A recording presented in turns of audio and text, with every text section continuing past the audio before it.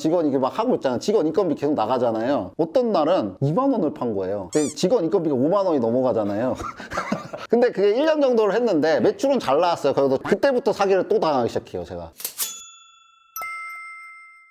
대표님 안녕하세요. 안녕하세요. 반갑습니다. 대표님 짧게 소개 좀 부탁드릴게요. 저 오프라인 카페 창업부터 시작해서 식품 제조사도 운영하고 있고, 식품 브랜드도 운영하고 있고, 화장품 브랜드도 운영하고 있고, 마케팅 컨설팅하고 이제 비즈니스 모임 커뮤니티도 운영하고 있는 김성환이라고 합니다. 대표님 오프라인으로 창업을 하셨다가 온라인으로 전환을 하셔서 사업을 하고 계신데 그 이야기가 좀 궁금하거든요. 우선은 제가 2017년 3월에 제일제당이라는 회사에서 생산관리 엔지니어 하고 있었거든요. 그때 이제 직장에 대한 좀 안 좋은 게 있어가지고 그때 어머니가 누룽지 장사를 하고 계셨는데 어머니 누룽지를 한번 도와줄까, 어떻게 하면 회사를 살출해볼까 하는 생각에 월세가 35만 원에 보증금이 700이었고요. 권리금이 한 1000만 원 정도 됐던 것 같아요. 그래서 그런 걸 발견했는데 만약에 카페만 있었다면 제가 이걸 안 했을 텐데 뒤에 방이 있었던 거예요. 거기 다락방도 있더라고요. 그래서 뒤에 또 창고가 있는 거예요. 이거는 그냥 내가 그 전세 자금 대출 받아서 살고 있었는데 몰래 뺀 거예요. 5천을. 그래서 거기다 다 박은 거죠, 저는. 와. 그래서 어머니 누룽지를 뒤에서 이제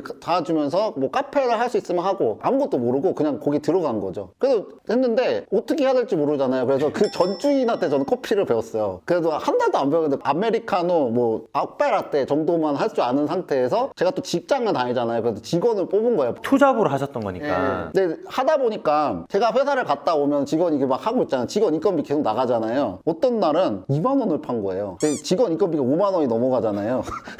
그래서 아무리 계산해봐도 이게 나오지가 않는, 수지타산이 안 나오는 거죠. 그래가지고 제가 마케팅을 공부하기 시작했어요.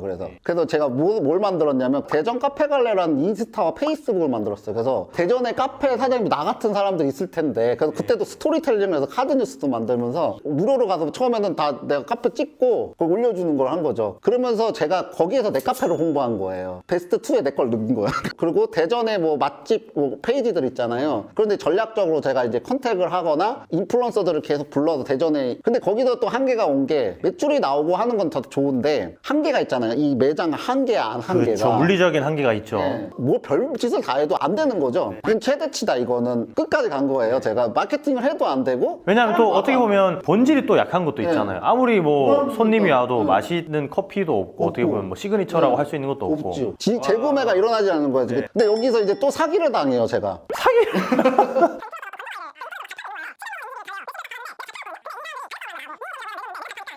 근데 신기한 거는 사기를 당했는데 내가 너무 잘 팔았던 거예요. 그게 어떻게 했냐면 공동구매라는 걸 그때 발견했는데, 그때 카카오 스토리, 밴드 있잖아요. 그때도 이제 트렌던터라는 거 강의하는 플랫폼에서 밴더 분을 만나서 3번, 4번 들으면서 이분한테 내 거를 팔아달라고. 근데 3번 들으니까 이제 미안하잖아, 이 사람이. 그렇죠. 팔아준 건데 거기서 2주일에 2천만 원이 나와버린 거야. 그 1년 동안에 카페를 접고 온라인 마케팅을 한 거예요, 저는. 근데 그게 1년 정도를 했는데 매출은 잘 나왔어요. 그래서 중간에 제가 제조사를 차려가지고 건조과일 물량이 너무 많으니까 그 2천만 원이 딱 나오는 순간 2주에 2천만 원이면 제가 그 바보같이 어떻게 생각하면 그러면 한 달이면 4천. 그때부터 사기를 또 당하기 시작해요, 제가.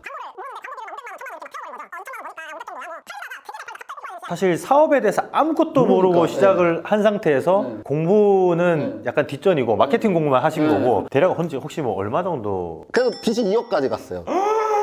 누웠는데 그냥 일어나기 싫은, 죽고 싶은 정도까지. 방법이 없으니까 인생을 포기했어요. 그냥 좋은 말이나 들으러 가자 해서 책을 읽으러 간 거예요. 그래서 학원도 하나 더 끊었던 것 같아요. 온라인 마케팅 학원 하나 더 끊고 독서실 하나 끊었어요. 근데 어차피 2억이든 2억 500이든 똑같다, 막 그런 식으로 해서. 근데 마음을 좀 내려놓으니까 갑자기 아이디어가 오더라고요. 건조과일을 도매로 팔아보려고 하는. 그래서 네이버 카페를 만들었어요. 제가 또 사기를 당하면서 홈페이지를 되게 이쁘게 꾸며놨거든. 쇼핑몰 홈페이지를. 그 두 개가 맞아떨어져가지고 큰 유통사에서 내 홍보하는 거를 보고 연락이 온 거죠. 그 도배를 딱 수주를 받아서 딱 뿌리기 시작했는데 한 달에 매출이 2천, 3천이 나와버린 거예요. 그때 또 책을 읽다가 보니까 그때 이제 조언 받았던 게 갑자기 떠오르는 거야. 5개월 전에 아는 형님이, 야 너는 왜 글을 안 쓰냐, 글을 써라. 건조과일 고메 카페에다 글을 써본 거예요. 제가 갑자기 생각이 나서. 난 이렇게 실패했고 나 이렇게 매출 올렸다가 망했고. 근데 쪽지가 엄청나게 오는 거야. 갑자기 왜 나를 이렇게 자꾸 만나지? 그래서 내가 부산도 가보고 광주도 가보고 알아보고 뭐 하면 듣게 한 거죠. 그럼 왜 만나고 싶냐? 난 지금 망했는데 뭐가 만나고 싶냐? 그러니까 대표님처럼 실패하기 싫다는 거죠. 처음에 이제 컨설팅비를 받으려고 한 게 하시면 아니었어요. 받으려고 이제 마음을 먹다 보면 사실 처음부터 높게 책정하기 힘들잖아요. 힘들죠. 얼마나 던지셨어요? 200.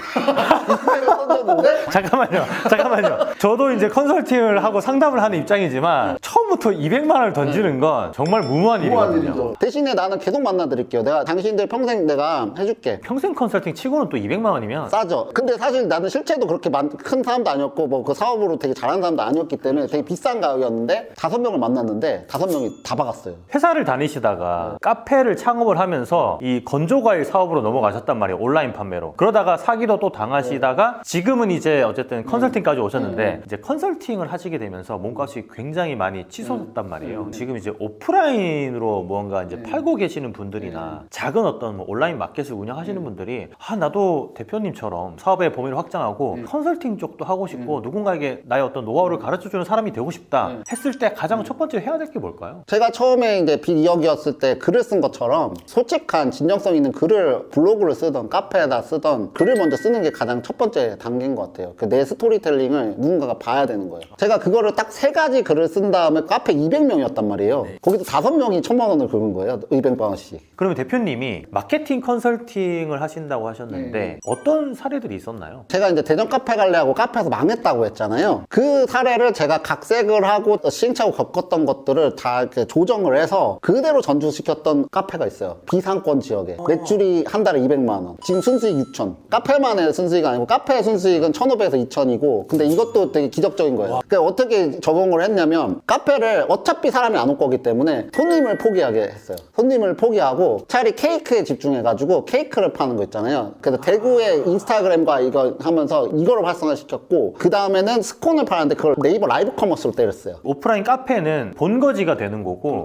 오프라인보다는 온라인 쪽으로 조금 넘어가는 거. 네, 거기다 또 추가로 했던 거 뭐냐면 파티용품을 케이크랑 같이 팔았는데 그 파티용품을 쿠팡에 로켓 배송으로 결국에는 프랜차이즈로 뭐 100고점 한 게 아니라 이 조그만 카페에서 온라인화 시켜버린 거죠. 그래서 결국에는 온라인 매출이 60%이고 카페 매출이 한 2,000, 4,000 이렇게 나오는 거죠. 야, 진짜 이런 걸 보면 지금 이 채널을 보고 계시는 오프라인 사업주 분들, 사장님들, 대표님들이 온라인 쪽으로도 생각을 해야 되는 게 맞다. 그런 생각이 좀 많이 듭니다. 자, 그러면 대표님 여러 개 사업체를 운영을 하고 계시잖아요. 그리고 또 모임도 하고 계시고 이거를 어떻게 다 관리를 하고 계시는지. 그 직원들도 다 대표로 키워요, 제가. 리더로 키워서 다 직원들 사업체들이 하나씩 있어요. 원싱이라는 책이 있잖아요. 그 서문에 뭐라고 돼 있냐면 자기는 원싱이 코칭과 강연이다. 그리고 나는 14개의 사업체를 운영하고 있고 그 대표들을 코칭하고 있다. 그래서 제가 그거에 영감을 받았던 거는 원싱을 한 개로만 좁혀놓는다는 거가 어떤 한 개에만 집중하라는 얘기가 아니라 한 개에 집중하지만 여러 개를 할 수 있는 사람들을 길러낼 수도 있다는 거죠. 당신은 타인의 성공에 기여하고 있는 거라는 책에서 보면은 커뮤니티 리더십이라고 있는데 그 리더십을 가지고 사람들을 계속해서 길러내고 리더를 길러내다 보니까 이것만 하는데도 전문가들이 이렇게 조립이 되는 거죠. 그냥. 그렇게 되면 많은 사업을 할 수 있게 된 것 같아요, 제가 또 컨설팅을 하거나 상담을 할 때 울음을 보이시거나 이런 분들이 많거든요. 저는 이제 그게 대표님도 이렇게 단계가 있다고 표현을 하셨는데 그 단계에서 처음에 해야 될 단계를 건너뛰고 마지막 단계부터 사람들이 많이들 주안점을 두고 막 기술이나 스킬이나 이런 걸 찾아다니는 것들이 있잖아요. 근데 0단계부터 어떻게 보면 뭐 1단계부터 뭔가 좀 그 무의식을 조금 발현해주고 그걸 찾아주는 과정이 없으면 안 된다라고 이제 말씀을 많이 하시잖아요. 그 이야기도 좀 중요할 것 같아요. 그게 지금 리더십과 또 연결되는 건데 벌써 제가 코칭한 경력이 4년인데 그 중에 2년 정도는 저도 마케팅을 가르쳤어요. 근데 이분들이 한 30%, 40%밖에 못 쫓아오는 거죠. 그 다음부터는 신념을 가르쳐봤어요. 브랜드는 신념이 있어야 돼요. 신념을 하니까 그래도 50% 정도까지 올라오더라고요. 근데 가짜 신념이 들어오는 거니까 약화되는 거예요, 신념이 또. 그러니까 이게 마케팅 컨설팅이긴 하지만 결국에는 내가 살아남고 걔네들이 살아남으려면 이걸 건드려야 되겠구나. 그래서 이제 과거의 사업부터 해서 다 뒤져가지고 집단 코칭도 하고 1대1로도 하고 하면서 사람들을 돈을 벌 수 있는 상태로 만드는 게 중요하겠구나. 그 상태가 아닌 사람들이 기술을 배우러 오니까 다 망하는 거구나 라는 생각이 들어서 그거부터 하고 있어요. 사실 지금 이제 당장에 막 어떻게 보면 하루 벌어 하루 먹고 사시는 뭐 식당을 하시는 분들이나 오프라인에서 무언가를 팔고 계시는 분들은 이런 이야기가 안 와닿을 수 있거든요. 그분들한테 뭔가 좀 조언을 해주실 게 있다면 어떤 게 있을까요? 단타적으로 본다면은 벌 수 있는 것들은 있을 수 있어요. 근데 그게 지속 가능하지 않았다는 걸 제 스토리텔링에서도 보여줘서 제가 그 스토리텔링을 그대로 겪게 하기 싫은 거죠. 제 스토리텔링을 보면은 밑바닥부터 해서 사기란 사기든 다 당하고 강의랑 다 듣고 그걸 다 겪어오면서 말해주는 거라서 그분들한테 얘기해주고 싶은 거는 지금 돈 버는 거하고 지금 당장의 삶이 급했겠지만 그렇게 관에 들어갈 때까지 사실 거냐고 물어보고 싶어요.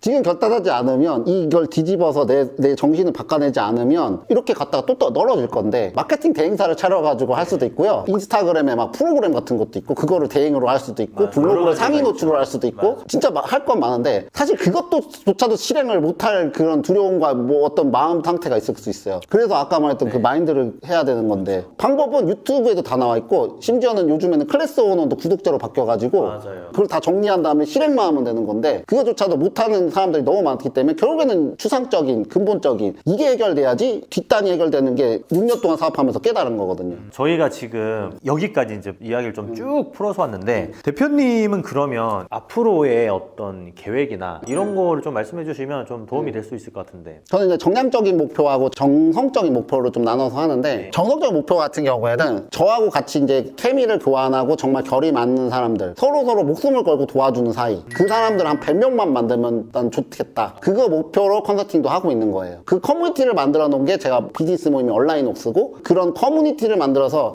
행복하게 사는 게 제 목표고 그리고 정량적인 목표는 123억 6243원 7243원까지 원 단위까지 해놨는데 연간의 순수익을 내가 목표로 세우고 있어요. 그 두 가지를 이뤄가고 있는 과정인 것 같아요. 오늘 진짜 해주신 이야기가 이게 뭐 오프라인 사업자를 떠나서 작은 사업을 하시거나 큰 사업을 하시거나 모두가 통용될 수 있는 이야기들이라고 저는 생각을 하거든요. 마지막으로 이제 제 채널 보신 분들 중에 오프라인 사업자분들이 많으세요. 또 온라인에 무언가를 파시거나 그분들한테 뭐 힘이 될 수 있는 말이나 그런 것도 좀 말씀해 주시면 좋을 것 같아요. 자영업자 분들, 그러니까 매장에 몇 개월 하신 분들을 제가 코칭도 꽤 많이 해봤는데 그분들 가장 큰 문제가 뭐냐면 그 매장에서 빠져나오기가 힘들고 그래서 이것들을 그 3자 입장, 관찰자 입장에서 보기가 힘든 좀 거시적인 입장하고 3자 관점으로 내가 이걸 여기에서 했던 거를 관찰자 입장으로 계속 떨어져다 보다 보면 이거에 대한 해결 방안이 어떻게든 나올 거거든요. 제가 빚 2억일 때 사실 이거는 말도 안 되는 기적이잖아요. 그래서 결국엔 저도 그렇게 했기 때문에 다 그런 잠재력을 가지고 있어요. 모든 사람은 가지고 있어요. 그러니까 그거를 자기가 인정해버리면 대표님의 잠재력이 극대화될 거거든요. 너무 좋은 말입니다. 그 말씀 드리고 싶어요. 진짜